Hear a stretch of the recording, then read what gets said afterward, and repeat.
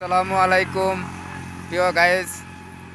সুজলা সবলা শস্য শ্যামল আমাদের এই বাংলাদেশ, সোনার ফসল ও সোনার ধান। যে কৃষকরা সারাদিন অগ্রত পরিশ্রম করে এই ফসল ফলায়, আর আমরা সারা বাঙালি এই ফসল খেয়ে বেঁচে থাকি। আমরা মাছে ভাতে বাঙালি হতে পারি, কিন্তু আমরা কৃষকের মর্যাদা কখনো বুঝি না।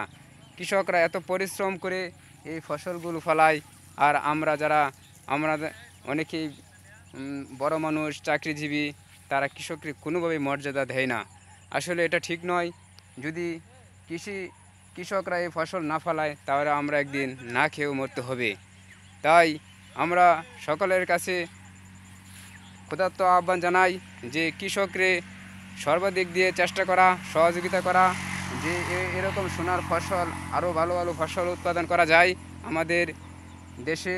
তাহলে কোনোভাবেই অত্যন্ত খাদ্যের দিক দিয়ে ঘাটতি হবে না।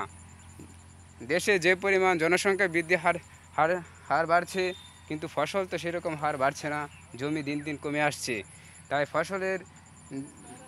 ফসল উৎপাদন বাড়ানোর ও ক্ষমতা এগুলো ধরে রাখার জন্য আমাদের কৃষি উদ্যোক্তা গ্রহণ করতে হবে।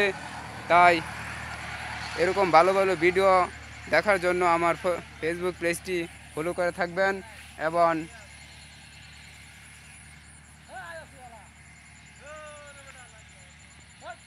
খোদা হাফেজ, ভালো থাকবেন।